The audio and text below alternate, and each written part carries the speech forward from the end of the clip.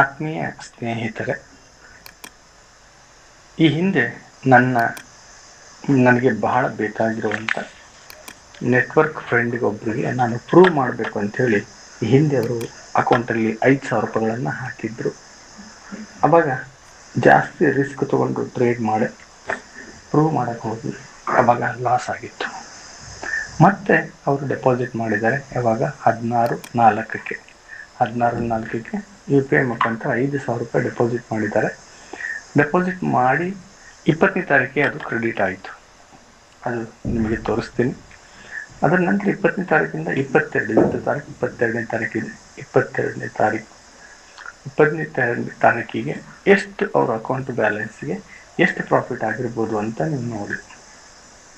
ಈಗ ಟ್ರೇಡ್ ಆದಮೇಲೆ available for withdrawal ಎಷ್ಟಿದೆ? 50,550 ರೂಪಾಯಿ ಇದೆ. ಅಕೌಂಟಲ್ಲಿ 52,405 ರೂಪಾಯಿ ಇದೆ. ಆದರೆ ನಾವು ಇಷ್ಟು ಅಮೌಂಟನ್ನು ವಿಡ್ರಾ ಮಾಡ್ಬೋದು. 50,550 ರೂಪಾಯಿ ವಿಡ್ರಾ ಮಾಡ್ಬೋದು. ಹಾಗಾದರೆ ಈ 2 ದಿವಸದಲ್ಲಿ ಎಷ್ಟು ಪ್ರಾಫಿಟ್ ಆಗಿದೆ ಅನ್ನೋದನ್ನು ನೋಡೋಣ. ಇಲ್ಲೇ ಕಂಪನಿಯವರ ವೆಬ್ಸೈಟಲ್ಲಿ ಕಾಣಿಸುತ್ತೆ. 911% ಪ್ರಾಫಿಟ್ ಆಗಿದೆ ಈ ಅಕೌಂಟಲ್ಲಿ. ಲೈವ್ ಅಕೌಂಟ್ ನಿಮ್ಗೆ ಕಾಣಿಸ್ತಾ ಇದೆ, ಡೆಮೋದಲ್ಲ. ಇದು ಡೆಮೋ ಅಕೌಂಟು. ಡೆಮೋದಲ್ಲಿ 16,000 ಇದೆ. ಲೈವ್ ಅಕೌಂಟಲ್ಲಿ 50,550 ರೂಪಾಯಿ ಇದೆ.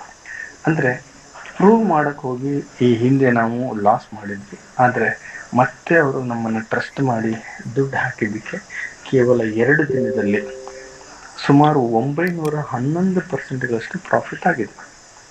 ನೈಟ್ ಅಥವಾ ನಾಳೆ ಬೆಳಿಗ್ಗೆ ಅಷ್ಟೊತ್ತಿಗೆ ಇದರ ರಿಸಲ್ಟು ಗೊತ್ತಾಗುತ್ತೆ. ಅಂದರೆ ಇನ್ನು ಟ್ರೇಡ್ ಮಾಡಬಾರ್ದು, ಸ್ಟಾರ್ಟ್ ಮಾಡಬೇಕು ಅಂತ ಆಲ್ರೆಡಿ ಇದೆ. ಕೆಲವೊಂದು ರನ್ನಿಂಗ್ ಟ್ರೇಡ್ಸ್ ಇದೆ.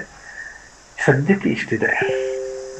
ಸ್ವಲ್ಪ ಕಡಿಮೆ ಆದರೂ, ಲಾಸ್ ಆದರೂ ಸ್ವಲ್ಪ ಕಡಿಮೆ ಆಗ್ಬೋದು.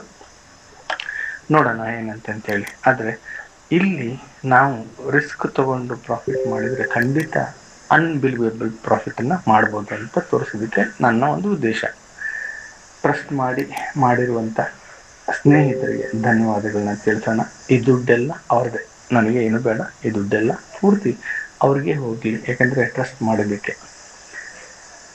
ಧನ್ಯವಾದಗಳು ಸ್ನೇಹಿತರೆ.